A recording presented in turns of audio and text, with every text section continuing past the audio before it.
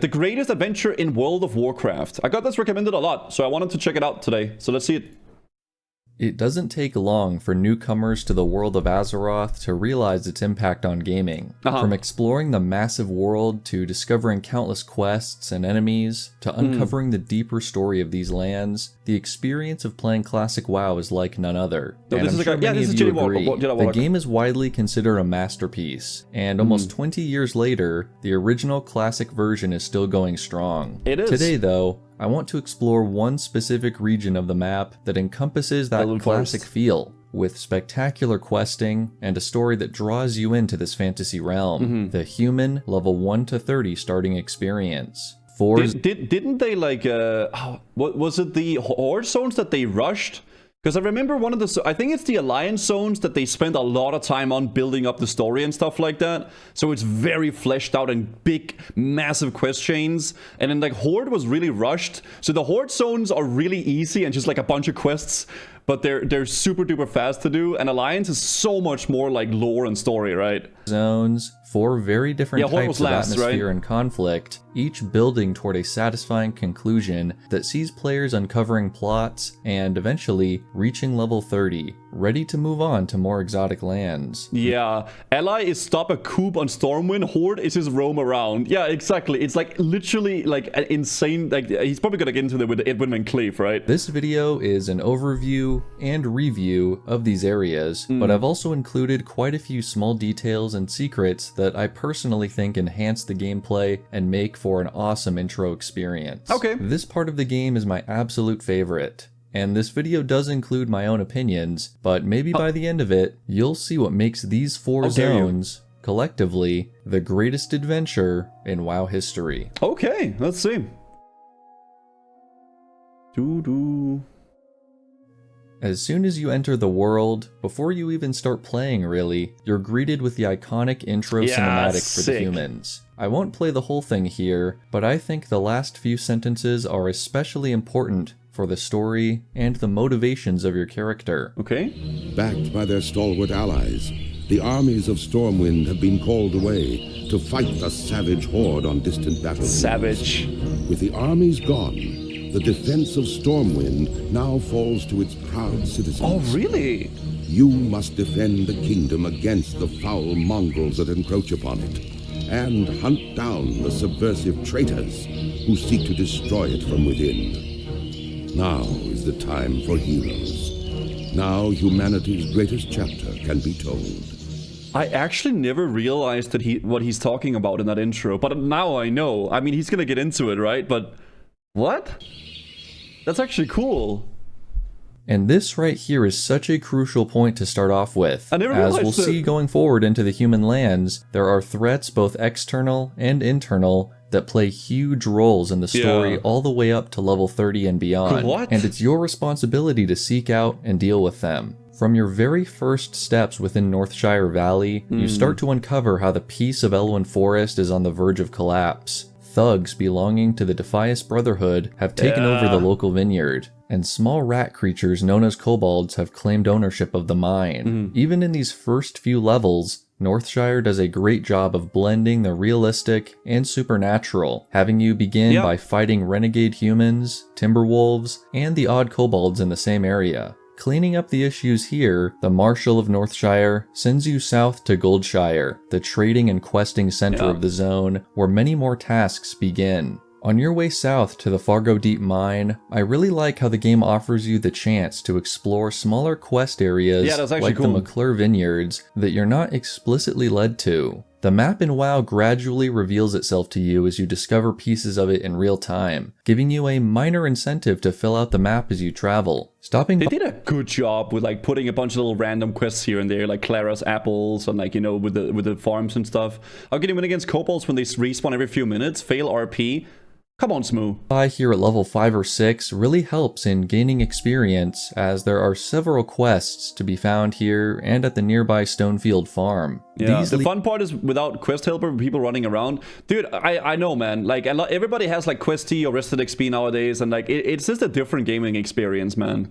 lead you to other areas that you otherwise wouldn't have much reason to visit, such as the Murloc-infested Crystal Lake, an especially challenging spot if you grow overconfident wading into the water. After Central Elwynn, the penultimate area of the zone is the East Vale Logging Camp, which further highlights the problems facing the kingdom, including the Defias and the Murlocs. On your way out of the zone, the final issue to contend with are the Riverpaw Gnolls, a tribe of beastmen that have taken over the southwest. By picking up a bounty on the message board at Westburt Garrison, you now have a reason to track the menacing Hogger, leader of the Gnolls here, and the first elite creature you've seen up to this point. Even for players past level 10, this can be a tough fight, and if you're too reckless, this may be your first lesson in needing to collaborate with other players to succeed. If you're thorough or lucky enough, you may also find the gold pickup. Oh yeah, this is like a rare quest, right? That you can drop. Schedule. A quest item from the Gnolls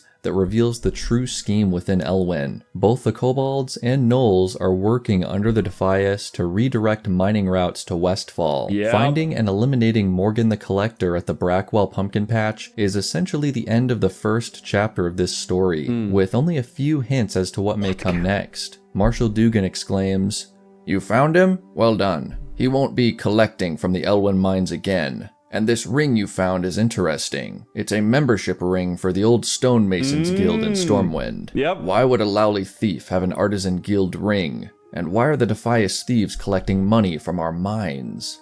Moreover, the gold pickup schedule includes a nod of encouragement from the Defias higher-up who wrote the letter.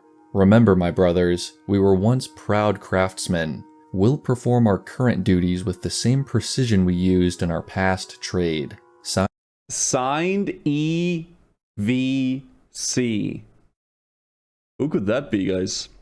Signed EVC. With this story fresh in your mind, you may be ready to take on Westfall, but there are still a few matters to attend to. By this point, you've probably reached level 10, and regardless of the class you're playing, a visit to the capital is in order to begin a special class quest. As a side note, Stormwind City is perhaps the most organized of all the capitals, and it's a great introductory experience to all the goods, services, and quests that can be found here. Listen, man, I was originally like a Horde Orc player. That's my first character. I was in Horde, right? But man, Stormwind and Elwynn was really well done. Finding your class trainer, you'll head back out into the forest to a destination unique to your class. Beforehand or during this time, you might be able to clear up some of the last missing areas on your map, such as the idyllic Mirror Lake, Ridgepoint Tower, or the island on Stonecairn Lake, a memorial to fallen defenders of Stormwind. I couldn't leave out two of the most isolated spots that adventurous players might just stumble across. Above Mirror Lake, a hidden path leads up to Thunder Falls, another of the Defias gang's newest holdings. There are no quests specific to this spot, but it can be quite peaceful once the enemies are dealt with. In the northeast, traveling past Stonecairn Lake reveals another large encampment of gnolls and a ruined cottage, revealing their encroachment was not entirely resolved with the defeat of Hogger. One final detail worth mentioning are the ruined war machines that can be found throughout Elwynn, remnants of wars long past that are now overgrown with the passage of time. Elwynn Forest is by itself one of the greatest zones ever created. It is really good. The quests flow nicely but aren't boringly linear. The environment is fitting for a hero just starting out on their journey. The music is iconic, and the threats established here seamlessly carry over into the next zone. Let's introduce another zone into this puzzle. Westfall. Chapter 2 in our journey on Azeroth. Across the river from Westburt Garrison, the woods of Elwynn fade away into the expanse of golden plains called Westfall. Once the breadbasket of human lands, but now the domain of the Defias. The first people you meet here are the Furlbrows, farmers who are fed up with the bandits and are leaving for Stormwind. If you were, again, rather lucky back in Elwynn, you might have picked up Furlbrow's deed from one of the bandits, and returning it to the couple might just allow them to return one day and restart their lives. There's this dichotomy between abandonment and resilience that is really apparent in this zone, and compared to Elwynn, where civilization appears more secure, Westfall is a land in turmoil, with the good folk forced to leave and chaos presiding ever since. The one saving grace is Sentinel Hill, an outpost of Stormwind now maintained by the People's Militia, a group of... Dude, I like Westfall, man. Everybody always hates on it because they want to go to Darkshore, but I think Westfall is actually nice. All my homies hate Westfall. I don't understand the hate for it, man. The quests are good, dude. Ragtag civilians... It leads you into Deadmines, man. There's like that whole quest chain leading into the Deadmines as well. Led by the single paladin, Gryan Stoutmantle, who have banded together for safety and are the closest thing to a governing body in the zone. All around, farms have burned and crops have been pillaged, but it is here from this tower where the militia seeks to strike back against the Defias and their allies. Starting off in a similar thread to Elwynn Forest, quest givers send you to liberate places of importance, including the Jangalode Mine, several of the farmsteads, and the outskirts of the town of Moonbrook, once the bustling heart of Westfall, now little more than a ghost town. Gnolls, Murlocs, and Kobolds are continuing threats as well. Dude, they are so shiny. I never noticed. They are actually really shiny, these Murlocs. Getting a good sense of continuity between the two zones. But there are also new foes, including the mechanical harvesters. They suck. Strange, scarecrow-like mobs controlled by the Defias. While you're exploring and dealing with all of these threats, Westfall is also a great example of how the game trains your in-game behavior outside of the starting zone. Instead of finding everything at Sentinel Hill, you'll probably end up taking a short griffin ride back to Stormwind every few levels to visit your class trainer or work on your professions. In turn, this also highlights the importance of keeping track of your Hearthstone to quickly move between these locations and others as needed. By happenstance, you may also visit Cathedral Square around this time and meet Boros Alexton, architect of the city, who asks you to relive his humble beginnings in Westfall and collect his childhood compass from the Alexton farmstead. Another example of someone who left this rural land but still holds on to pieces of it. As you continue to quest and level, you begin to circle back to the deeper lore of the Defias Brotherhood and their intentions. At level 14, Stoutmantle asks you to visit the town of Lakeshire in the Redridge Mountains. This is the first breadcrumb quest that introduces the third of 4 zones on our docket, and is really the first objective to introduce multi-zone questing into the main story. There's a lot of traveling for Alliance. Back to Redridge in due time, but at this point in your journey, you may have just stopped by Lakeshire to meet with your... Yeah, Redridge is park, but I think a lot of people's memories of Redridge has been tarnished by undead male rogues with XX Slayer or Gankmaster X or something in their names, ganking low levels, Contact Wily before flying back to Sentinel Hill. Shortly after, the plans of the Defias are truly exposed. I don't even know why they made it a contested zone, honestly, because there isn't really any horde stuff there anyway. It's really weird how it's contested. By the intel of Master Shaw in Stormwind, who explains to you the Stonemasons Guild, feeling betrayed by the House of Nobles' refusal to pay up after the reconstruction of Stormwind, rebelled against the kingdom. Many of the craftsmen reforming under the bandanas of the Defias Brotherhood, led by none other than Edwin Van Cleef, EVC. With more of the puzzle pieces falling into place, Stoutmantle has you intercept a Defias messenger to gather more evidence, then escort the turncoat Defias traitor to the secret location of the Defias hideout, underneath a barn in the town of Moonbrook. This revelation is really cool because it's one of the most well-hidden entrances to a dungeon, and without any outside help, it's really only possible to find this place by questing. The Deadmines are no solo endeavor, and whether by reading the quest log or entering the mines on your own, you'll quickly realize it is a group effort to take down Van Cleef and his minions. As you progress through the dungeon, the tunnels and rooms give you little hints of what's to come. The Mast Room, the Goblin Foundry. If you were paying attention, the reveal at Ironclad Cove may be less surprising, but no less awesome. A giant juggernaut vessel from the time of the Second War is being reconstructed here in a dim grotto. Really cool as well as you can actually see the gate to this grove in Stranglethorn Vale as well. Maybe some of y'all don't know that, but you can see the massive gate outside the CG island thing. Cleef's final plan for an assault on Stormwind. Yeah, you can see the gate. The pirate theme is in full swing here, which ties back to the coastal theme of Westfall in general, with shipwrecks and even treasure to be found along the coast. The massive doors at the exit to the cove are also visible in the outer game world in the very south of Westfall. An awesome continuity detail that many players probably miss out on. Fighting your way atop the battleship, Van Cleef and his personal guard put up an impressive defense, but the ringleader eventually falls, crippling the Defias effort. In my opinion, the Deadmines are the perfect start to a player's dungeon experience. It is an absolutely insane start to its start, man. I mean, the Horde, they get RFC, but it's like, wow, guys, there's like some cultists below Orgrimmar. Let's go deal with them. Why were they even there? Like, why were the cultists even there? Why didn't like Thrall just go in and kill them? Why did we have to like do that whole thing with Nero Fireblade and stuff like that? Like, the Alliance get Deadmines and Hordes get RFC, but I guess there's also Wailing Caverns, but Wailing Caverns is not as hype. I feel like Deadmines is just way more sick. Like, it's just so cool, dude. It's not too long or too short. SFK? Yeah, but SFK isn't like Horde exclusive, I guess, right? Stockades is the worst dungeon in the game. Yeah, Stockade sucks. It does suck. That is true. Deadmines isn't as well. That's true, I guess. I mean, Alliance don't really have many quests for SFK, so I guess that's a fair point, actually, Zebra.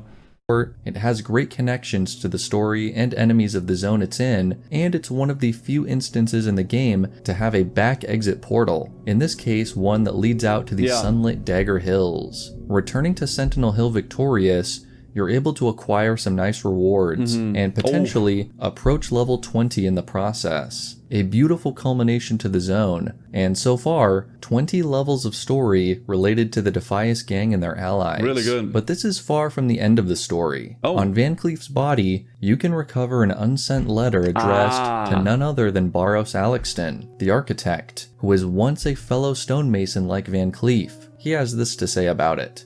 Edwin, I see the years haven't changed you a bit. An idealist as ever, and a romantic. He doesn't care who he hurts. Revenge has consumed him. But then, I'm not sure I can blame him.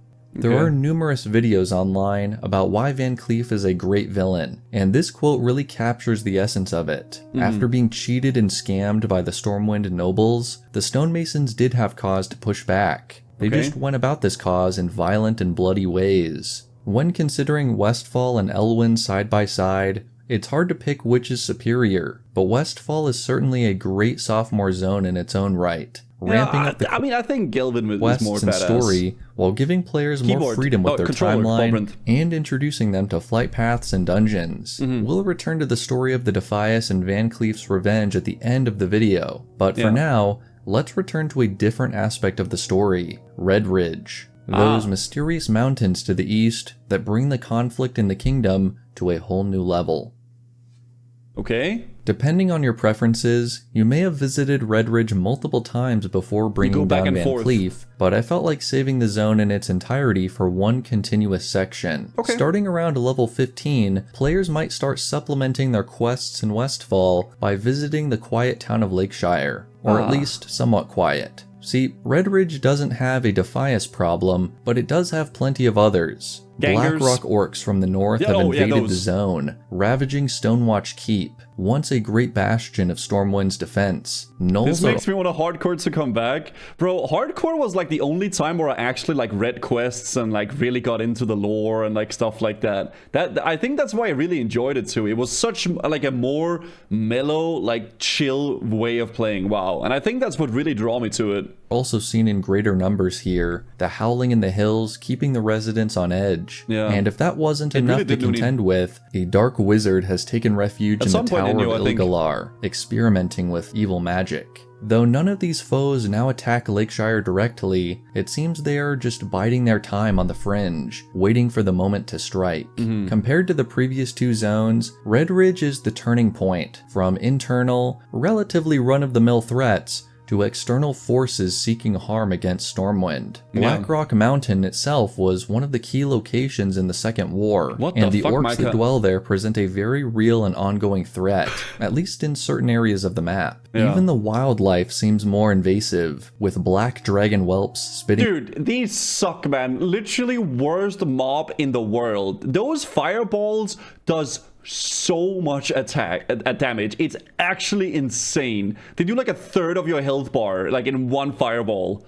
Fire at passerby, and large spiders wreaking havoc at Althor's Mill. If Westfall was the sequel to Elwynn, Redridge is its ironic antithesis. A zone with peaceful music, pristine waterfalls, and the Great Lake Everstill, but in reality is teeming with deadly factions just waiting around the corner. Sometimes literally. Despite this change in tone, there are still familiar, almost wholesome moments in the mix, bringing a guard his lunch, rescuing a child's lost necklace, and collecting a toolbox from the bottom of the lake. Just to mind the local thresher. There are two key things that stand out to me as especially important here, and they are— I love when games put like, oh my, it's so cool. Enemy groupings and multi-zone questing. Apart from the necessity of a group for the climactic Stonewatch Keep and Tower of Ilgalar, both of which are filled with elites, many of the standard areas require aid as well. Hunting down Yowler, pack leader of the Redridge Knolls, brings you to a camp where the target is virtually surrounded by ads, requiring strategy, skill, or maybe a bit of patience to prevail and bring in his paw for a reward. Gallardale Valley is a similar story, with many packs of Knolls roaming around,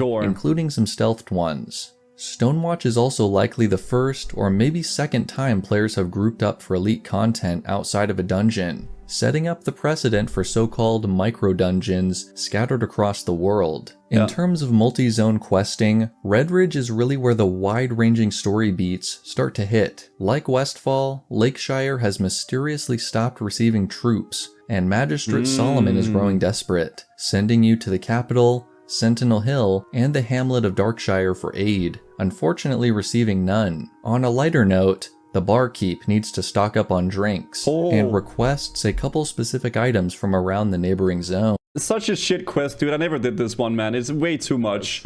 Even something as simple as a Shadowhide Null Pendant found in Gallardale Valley can have you retracing your steps in meaningful ways, sending you to the Mystic Tower of Azora back in Elwynn to plan against the Dark Sorcerer Morganth. These types of quests are so important because they're the glue that sticks these four zones together, and are at least the first strong examples in your journey that extend throughout the life cycle of the zone. It also makes it feels like a world, right? Like there's like actual like people in the world, and there's like lore going on. It's very, very— also inverse examples as well. Take a look at the Rethban Ore quest that begins in Cathedral Square, sending you first to revisit the nostalgic Northshire Abbey before pointing you back to Redridge, where you can discover a hidden cave in the Knoll Canyons you might never have found otherwise. The zone is both a destination and a jumping off point for a lot of different quests, but it's also unique in that it's one of the few examples of what I call an anti-quest. At the entrance to the Lakeshire Inn, a notice board simply says this: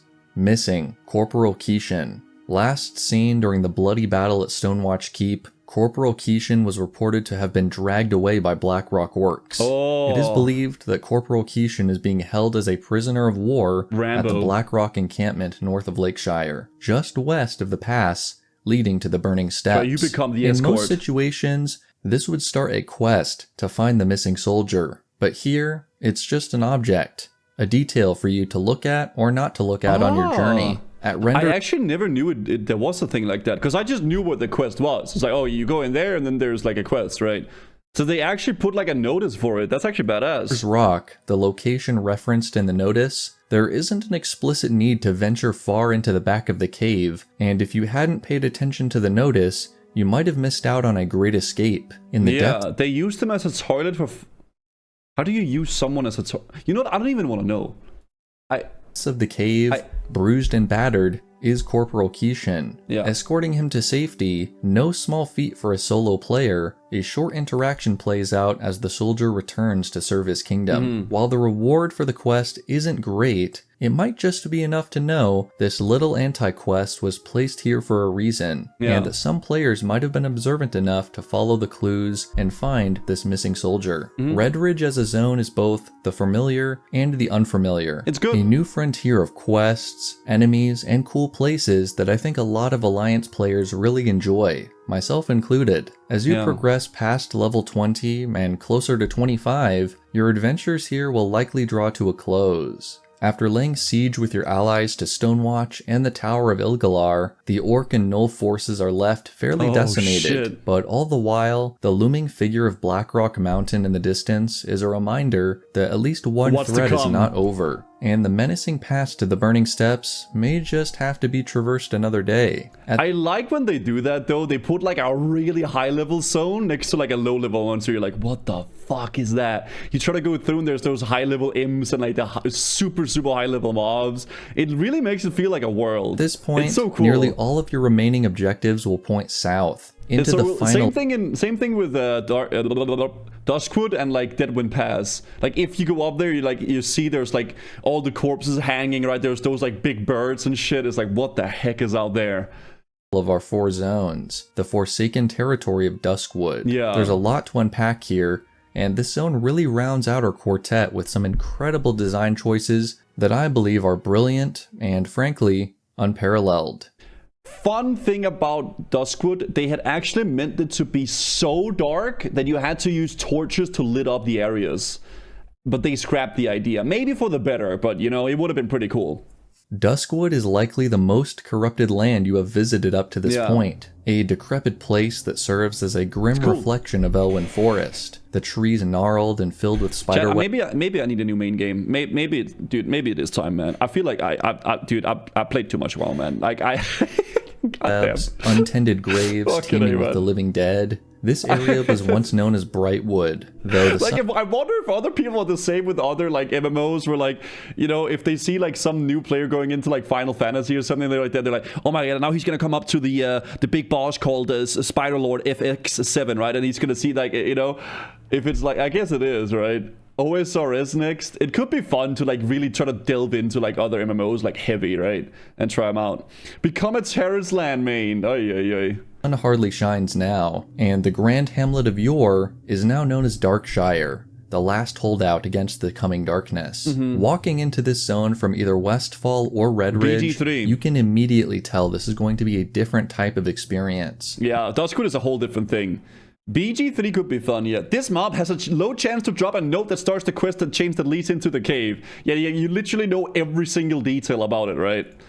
One of evil things lurking about, and a haunting music track that perfectly fits the zone. There are many quests found in Darkshire, and the stories here build on the previous chapters, but with a darker twist. The Night Watch patrols the main roads in these lands, but without reinforcement from Stormwind, many of the orchards and farms here have been overrun with darkness, and the cemeteries, once proud monuments to those who fell in the Great Wars, are now twisted and desecrated. One thing that takes center stage in Duskwood is, fittingly, the villains, and most of the major quest lines here lead you to resolving one of the 3 major threats. Yeah, there's like the 3 big ones. Saying this right after the video made the point that WoW is easily the best game in this genre feels like you didn't understand or appreciate the video. I was just making a joke, Eddie Bear. Yeah, it was just a joke. Because I mean, I know too much about the game, okay? But, you know. I want to talk about each of these, and they're in no particular order since you'll probably be working on all. Listen, if I didn't appreciate the game, Eddie Bear, I probably wouldn't have played it for like 20 years, right? I've literally played this game since it came out. I mean, obviously I love WoW. I mean, dude, I played so much vanilla WoW. All of them around the same time. The most infamous of these is probably the Legend of Stalvin, a cross-zone mystery that has you revisiting previous zones to piece together a murder perpetrated by the psychotic Stalvin Mistmantle. Going Killian, back to thank you. Moonbrook, to Goldshire, to the Eastvale logging camp and more really builds on these layers of history present throughout the game, and having the Curse of Stalvin debuff as a It's a sick feature quest. gives it an added uniqueness. The story ends by tracking down Stalvin at his manor in northern Duskwood, surrounded by undead, and he himself has deteriorated into a husk. Doling out justice on him ends the story and prevents further harm to the already struggling community. Also, having the Warlock quest item that is collected here be named the Tear of Taloa is an excellent tie back to the lore. Yeah. Stalvin's story is great, but it doesn't have too much of an effect on Duskwood itself, and is instead just a really cool standalone story that Yeah, it's fits good. really well with the spooky atmosphere. It also makes it feel like it's actually a world, right? Like there's like people and stories and like, you know, conflicts within it. It's Sven's good. revenge, however, is much more innately tied to the issues in this zone. Taking a supply shipment out to the Darkened Bank, you meet Sven Jorgen, a farmer turned fighter whose family was slain by the Dark Riders, allies of the necromancer Morbent Fell. Fell is the reason for the large undead presence in this zone, and has completely taken over the Ravenhill Cemetery in the western part of Duskwood. While this might first appear as just another elite boss at the end of a zone, Fell is different, and far more powerful. To break the enchanted wards surrounding him, Sven helps you venture briefly to the north and the Dwarven wetlands to recover some blessed Lightforge iron to craft a holy torch. While this might seem antithetical to my original point, that the 4 original zones are a great adventure on their own, I think giving players a small detour to introduce them to the other regions and races of the Alliance is helpful from a gameplay perspective, a teaser of where players can visit once completing the human lands. Returning to Duskwood with the holy artifact, Fell is no longer invulnerable, but still requires a group to bring down and end his tyranny. This is a great combination of both solo and collaborative efforts, as you won't be successful in defeating this villain without one or the other. This brings us to our third main antagonist, the Embalmer, or as we first know him, Abercrombie the Hermit. In the beginning, he seems to just be a harmless old man, and we bring him some supplies from town out to his shack on the other side of Ravenhill. So he's the one that resurrects Elisa, After right? doing some errands for him, however, it starts to become clear that something is off about his requests. You warm an old man's heart with your with your kindness. Why does he actually say that? The neck. Well, thank you. You have more than earned your reward. The environment here is also funny. barely I didn't know habitable. Ghouls patrol nearby, the pile of disturbed earth behind the shack is unsettling, not He to does it with every quest? I actually didn't know that. mention the large, sinister crate placed nearby. Near the climax of this quest chain, Abercrombie has you take a note to the Mayor of Darkshire, where it's revealed your efforts weren't innocent tasks, but actually steps in creating a horrific abomination, Stitches, who spawns at the cemetery and begins lurching toward town with a vengeance. If you So it's like actually our fault that Stitches spawns, stick around long enough, you'll actually be able to witness the battle in the town square, with the Night Watch and everyday players rallying to take down the monster. The final step is to dig up the hermit's reanimated wife Eliza behind the shack and claim the Embalmer's heart, which breaks his power forever. Redridge might have had the first anti-quest, but Duskwood has one of the most memorable first anti-quest givers. Dude, I Duskwood is so sick. It's like an actual like little mini horror segment of WoW.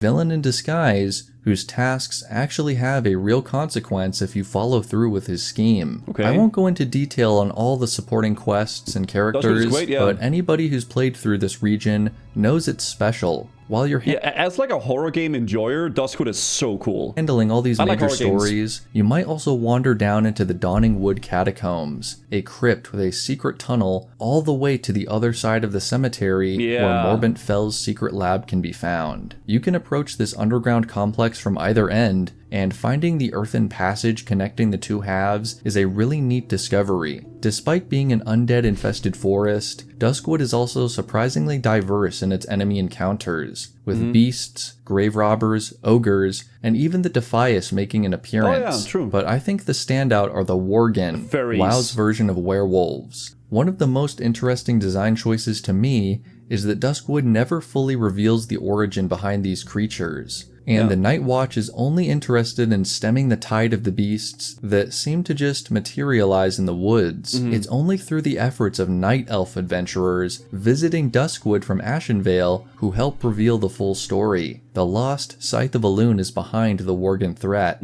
I made a whole separate video on that adventure, but in relation to Duskwood as a zone, it's quite fascinating and frankly fitting that another race with more experience and magical artifacts is able to unravel the true history here, bringing their evidence and clues with them to investigate a world-spanning mystery. As a human, just starting out in these lands, there's virtually no chance of you discovering the truth on your first playthrough, but that's what makes trying out other characters and storylines so fulfilling. The one other important tale I'll mention is something of a hidden quest, a footnote on Brightwood's history that helps round out the zone rather nicely. On the approach to level 30 and perhaps beyond, you might find a weathered grave on the outskirts of Ravenhill Cemetery, which reads the name Morgan Lattimore.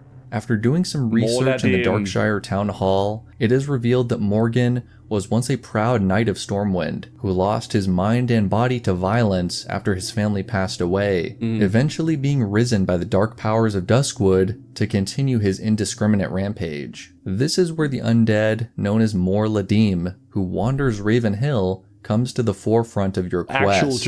After dodging this elite raider for a good while in your adventures, it is finally time to gather your friends and put him to rest. Doing so unlocks a bittersweet ending, where you discover that one of Morgan's children actually survived and is now a member of the Night Watch, and it also involves getting a pretty sweet sword after visiting the weathered grave one last time. The quests in Duskwood flow so nicely together, and even though much of your travel will be spent going between Darkshire and the major locations like Ravenhill, there's almost always multiple things happening in either direction to make it worthwhile. The environment does exactly what it wants to achieve and more, and really conveys the sense of loss and tragedy through, as we've seen, numerous different quests and environmental factors. I also really enjoy how Duskwood parallels the threat of the Scourge in Lordaeron without being an exact copy. Corruption from Deadwind Pass and the whims of the Necromancer are just as compelling as the Undead Plague. Darkshire is made safer by your efforts, and you should be feeling pretty good rolling into level 30.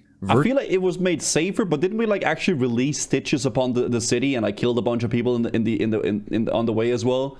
It's not. I mean, I guess we saved it afterwards, but still. Actually, the halfway point to max level. However, in my opinion, Duskwood does not mean the end, lore-wise, of this human experience. And we have one more critical chapter to discuss before I wrap up today's video.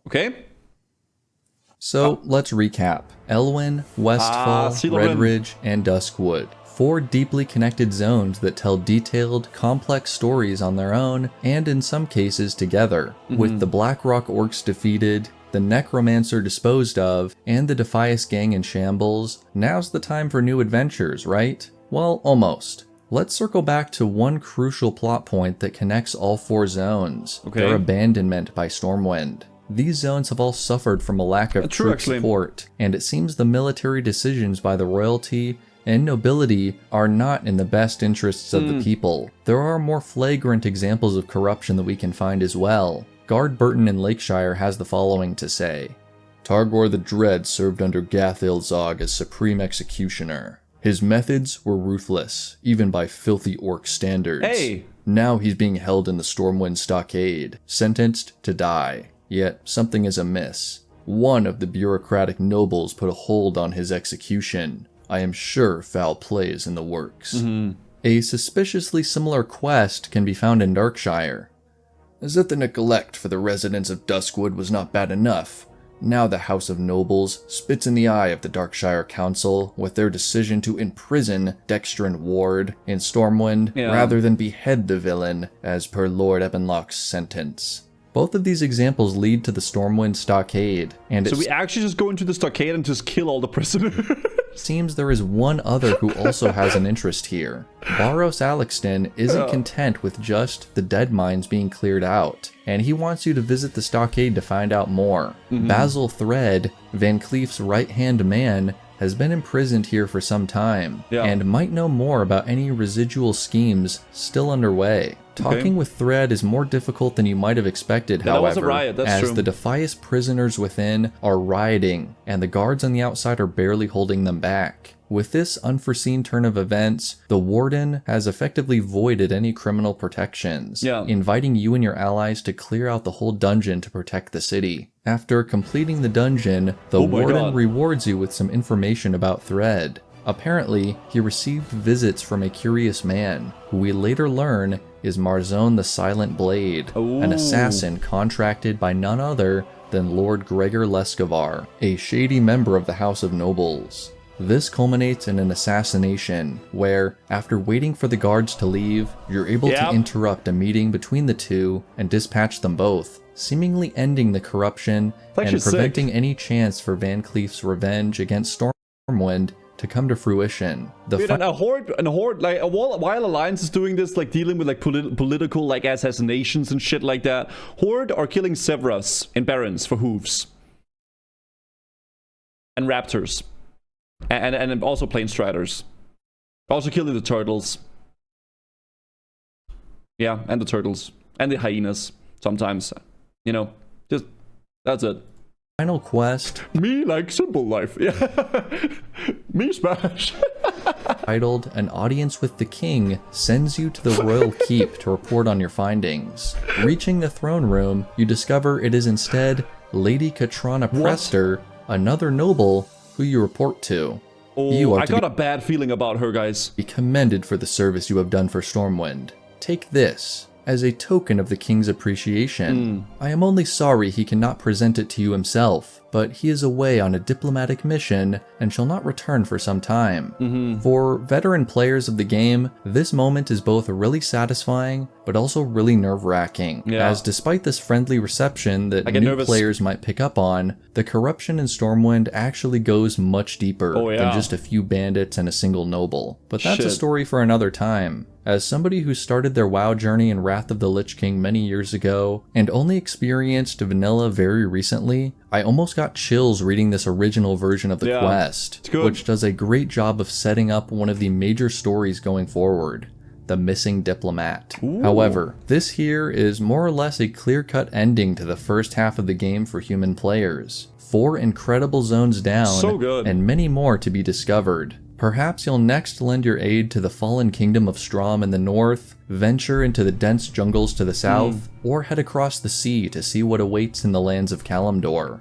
No matter how many human playthroughs of classic WoW I do, this level 1 to 30 journey always just feels special. And while everybody has their own different feelings and interpretations of it, I think I can confidently say this is some of the best work Blizzard has ever done. 20 years after its release, we're still feeding old Blanchy, running from stitches, talking to a lion statue, and doing so much more within these zones. And I hope I've conveyed to you all today why that's the case. Thank you all so much for watching.